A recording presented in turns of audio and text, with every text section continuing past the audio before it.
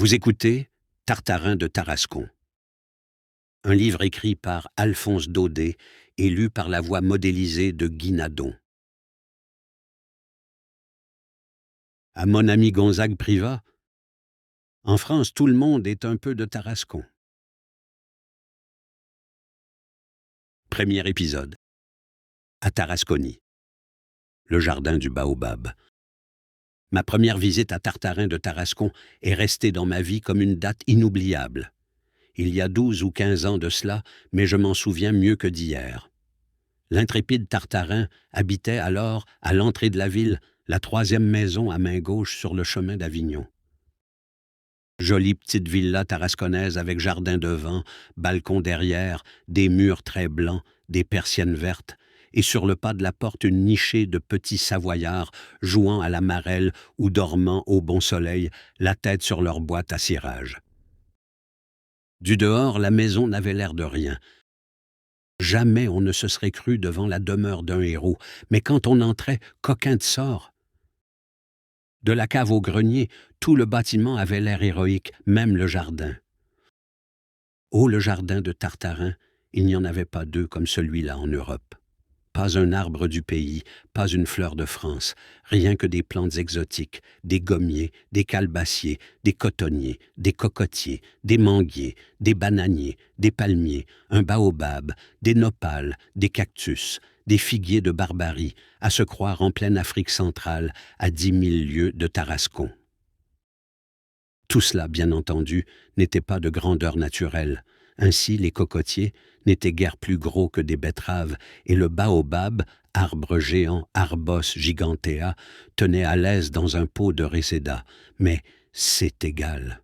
Pour Tarascon, c'était déjà bien joli, et les personnes de la ville, admises le dimanche à l'honneur de contempler le baobab de Tartarin, s'en retournaient pleines d'admiration. Pensez quelle émotion je dus éprouver ce jour-là en traversant ce jardin mirifique. Ce fut bien autre chose quand on m'introduisit dans le cabinet du héros. Ce cabinet, une des curiosités de la ville, était au fond du jardin, ouvrant de plein pied sur le baobab par une porte vitrée. Imaginez-vous une grande salle tapissée de fusils et de sabres, depuis en haut jusqu'en bas. Toutes les armes de tous les pays du monde, carabines, rifles, tromblons, couteaux corses, couteaux catalans, couteaux revolver, couteaux poignards, criches malais, flèches caraïbes, flèches de silex, coups de poing, casse-tête, massues hottentot, lazo mexicain, est-ce que je sais? Par là-dessus, un grand soleil féroce qui faisait luire l'acier des glaives et les crosses des armes à feu, comme pour vous donner encore plus la chair de poule. Ce qui rassurait un peu pourtant, c'était le bon air d'ordre et de propreté qui régnait sur toute cette yataganerie. Tout y était rangé, soigné, brossé, étiqueté comme dans une pharmacie, de loin en loin, un petit écriteau bonhomme sur lequel on lisait « Flèche empoisonnée, n'y touchez pas ». Ou « Arme chargée, méfiez-vous ». Sans ces écriteaux, jamais je n'aurais osé entrer. Au milieu du cabinet, il y avait un guéridon. Sur le guéridon, un flacon de rhum, une blague turque, les voyages du capitaine Cook, les romans de Cooper, de Gustave Aimard, des récits de chasse à l'ours, chasse au faucon, chasse à l'éléphant, etc. Enfin, devant le guéridon, un homme était assis, de 40 à 45 ans, petit, gros, trapu, rougeau, en bras de chemise, avec des caleçons de flanelle, une forte barbe courte et des yeux flamboyants. D'une main, il tenait un livre, de l'autre, il brandissait une énorme pipe à couvercle de fer, et, tout en lisant je ne sais quel formidable récit de chasseur de chevelure, il faisait, en avançant sa lèvre inférieure, une moue terrible qui donnait à sa brave figure de petit rentier tarasconnais ce même caractère de férocité bonasse qui régnait dans toute la maison. Cet homme, c'était Tartarin, Tartarin de Tarascon, l'intrépide, le grand, l'incomparable Tartarin de Tarascon. 2. Coup d'œil général jeté sur la bonne ville de Tarascon, les chasseurs de casquettes. Au temps dont je vous parle, Tartarin de Tarascon n'était pas encore le Tartarin qu'il est aujourd'hui, le grand Tartarin de Tarascon, si populaire dans tout le midi de la France. Pourtant, même à cette époque, c'était déjà le roi de Tarascon. Disons d'où lui venait cette royauté. Vous saurez d'abord que là-bas tout le monde est chasseur, depuis le plus grand jusqu'au plus petit. La chasse est la passion des Tarasconnais, et cela depuis les temps mythologiques où la Tarasque faisait les 100 coups dans les marais de la ville, et où les Tarasconnais d'alors organisaient des battues contre elle. Il y a beau jour, comme vous voyez. Donc, tous les dimanches matins, Tarascon prend les armes et sort de ses murs, le sac au dos, le fusil sur l'épaule, avec un tremblement de chien, de furet, de trompe, de cor de chasse. C'est superbe à voir. Par malheur, le gibier manque, il manque absolument. Si bêtes que soient les bêtes, vous pensez bien qu'à la longue, elles ont fini par se méfier. À 5 lieues autour de Tarascon, les terriers sont vides, les nids abandonnés. Pas un merle, pas une caille, pas le moindre lapereau, pas le plus petit cul blanc. Elles sont cependant bien tentantes, ces jolies collinettes tarasconnaises, toutes parfumées de myrte, de lavande, de romarin. Et ces beaux raisins muscats gonflés de sucre qui s'échelonnent en bord du Rhône sont diablement appétissants aussi. Oui, mais il y a Tarascon derrière, et dans le petit monde du poil et de la plume, Tarascon est très mal noté. Les oiseaux de passage eux-mêmes l'ont marqué d'une grande croix sur leurs feuilles de route, et quand les canards sauvages, descendant vers la Camargue en long triangle, aperçoivent de loin les clochers de la ville, celui qui est en tête se met à crier bien fort « Voilà Tarascon! Voilà Tarascon !» et toute la bande fait un crochet. Bref, en fait de gibier, il ne reste plus dans le pays qu'un vieux coquin de lièvre, échappé comme par miracle aux septembrisades tarasconnaises et qui s'entête à vivre là. À Tarascon, ce lièvre est très connu. On lui a donné un nom. Il s'appelle le Rapide. On sait qu'il a son gîte dans la terre de M. Bompard, ce qui, par parenthèse, a doublé et même triplé le prix de cette terre. Mais on n'a pas encore pu l'atteindre. À l'heure qu'il est même, il n'y a plus que 2 ou 3 enragés qui s'acharnent après lui. Les autres en ont fait leur deuil, et le Rapide est passé depuis longtemps à l'état de superstition locale, bien que le Tarasconnais soit très peu superstitieux de sa nature et qu'il mange les hirondelles en salmis quand il en trouve. Ah ça, me direz-vous, puisque le gibier est si rare à Tarascon, qu'est-ce que les chasseurs tarasconnais font donc tous les dimanches? Ce que celles-ci font? Eh mon Dieu, ils s'en vont en pleine campagne, à 2 ou 3 lieues de la ville.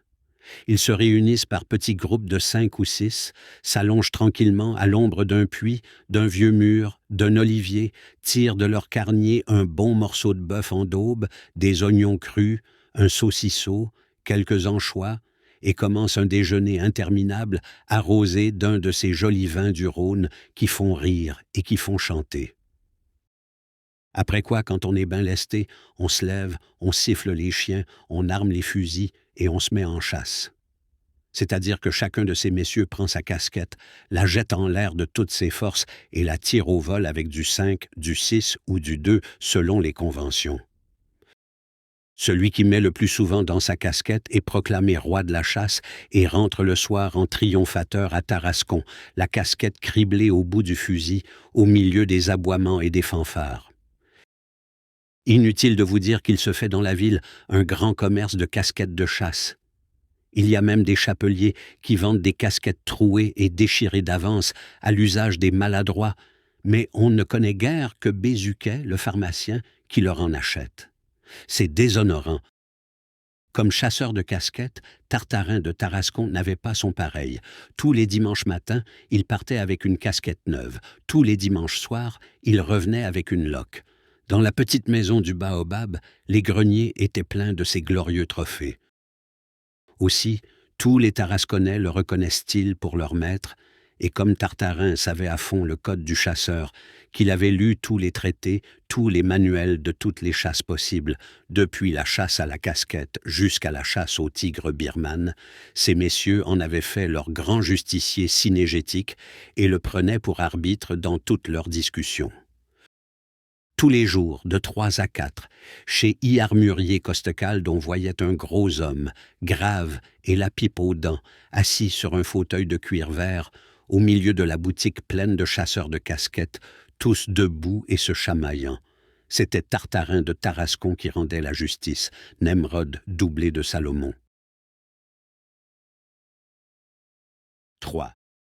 Non, nan, nan, suite du coup d'œil général jeté sur la bonne ville de Tarascon. À la passion de la chasse, la forte race tarasconnaise joint une autre passion, celle des romances. Ce qui se consomme de romances dans ce petit pays, c'est à n'y pas croire. Toutes les vieilleries sentimentales qui jaunissent dans les plus vieux cartons, on les retrouve à Tarascon en pleine jeunesse, en plein éclat. Elles y sont toutes, toutes. Chaque famille a la sienne, et dans la ville, cela se sait. On sait par exemple que celle du pharmacien Bézuquet, c'est « Toi, blanche étoile que j'adore », celle de l'armurier Costecalde. « Veux-tu venir au pays des cabanes ?» Celle du receveur de l'enregistrement « Si j'étais invisible, personne ne me verrait », chansonnette comique. Et ainsi de suite pour tout Tarascon. 2 ou 3 fois par semaine, on se réunit les uns chez les autres et on se les chante. Ce qu'il y a de singulier, c'est que ce sont toujours les mêmes et que depuis si longtemps que celles-ci se les chantent, ces braves Tarasconnais n'ont jamais envie d'en changer. On se les lègue dans les familles, de père en fils, et personne n'y touche. C'est sacré. Jamais même on ne s'en emprunte. Jamais il ne viendrait à l'idée des Costecalde de chanter celle des Bézuquets, ni aux Bézuquets de chanter celle des Costecalde. Et pourtant, vous pensez, s'ils doivent les connaître depuis 40 ans, que celles-ci se les chantent. Mais non, chacun garde la sienne et tout le monde est content. Pour les romances comme pour les casquettes, le premier de la ville était encore Tartarin. Sa supériorité sur ses concitoyens consistait en ceci. Tartarin de Tarascon n'avait pas la sienne. Il les avait toutes. Toutes. Seulement c'était le diable pour les lui faire chanter. Revenu de bonne heure des succès de salon, le héros tarasconnais aimait bien mieux se plonger dans ses livres de chasse ou passer sa soirée au cercle que de faire le joli cœur devant un piano de Nîmes entre 2 bougies de Tarascon. Ses parades musicales lui semblaient au-dessous de lui. Quelquefois cependant, quand il y avait de la musique à la pharmacie Bézuquet, il entrait comme par hasard et après s'être bien fait prier, consentait à dire le grand duo de Robert le Diable avec Madame Bézuquet la mère. Qui n'a pas entendu cela n'a jamais rien entendu. Pour moi, quand je vivrai 100 ans, je verrai toute ma vie le grand Tartarin s'approchant du piano d'un pas solennel, s'accoudant, faisant sa moue, et sous le reflet vert des bocaux de la devanture, essayant de donner à sa bonne face l'expression satanique et farouche de Robert le Diable. À peine avait-il pris position, tout de suite le salon frémissait. On sentait qu'il allait se passer quelque chose de grand. Alors, après un silence, Madame Bézuquet, la mère, commençait en s'accompagnant.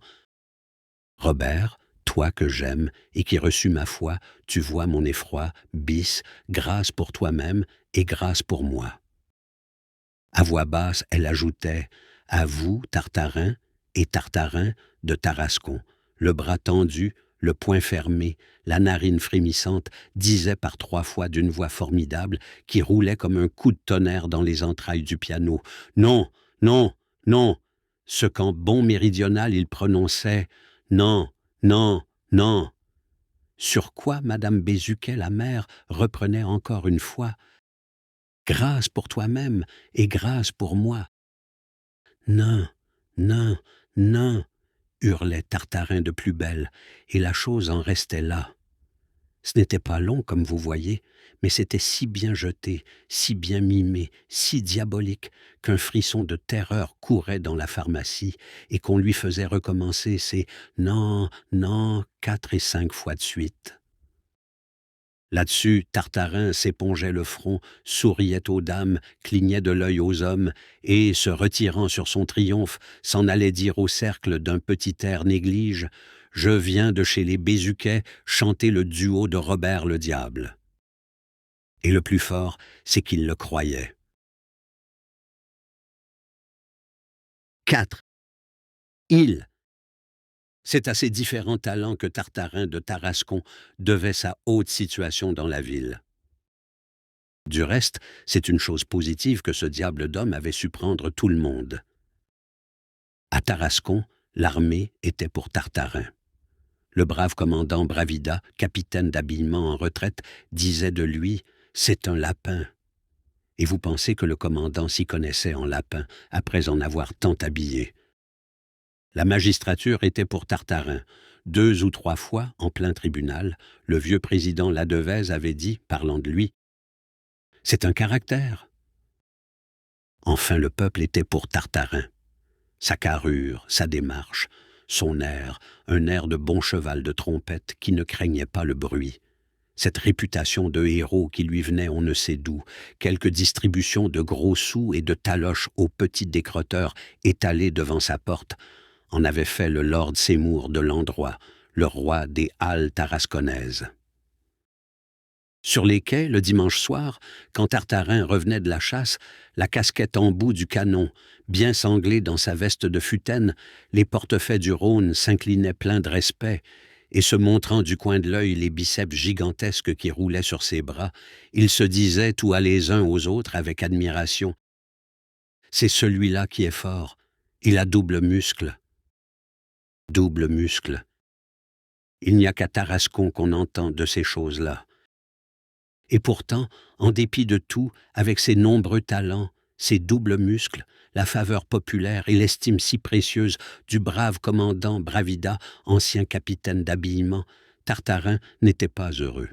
Cette vie de petite ville lui pesait, l'étouffait.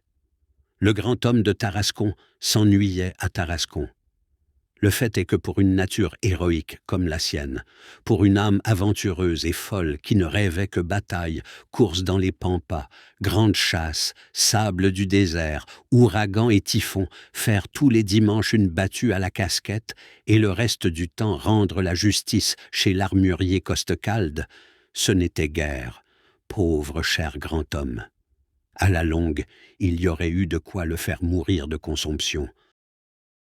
En vain, pour agrandir ses horizons, pour oublier un peu le cercle et la place du marché, en vain s'entourait-il de baobabs et autres végétations africaines, en vain entassait-il armes sur armes, criche-malais sur criche-malais, en vain se bourrait-il de lectures romanesques, cherchant, comme l'immortel Don Quichotte, à s'arracher par la vigueur de son rêve aux griffes de l'impitoyable réalité.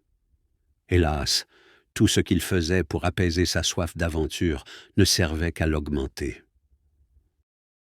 La vue de toutes ces armes l'entretenait dans un état perpétuel de colère et d'excitation.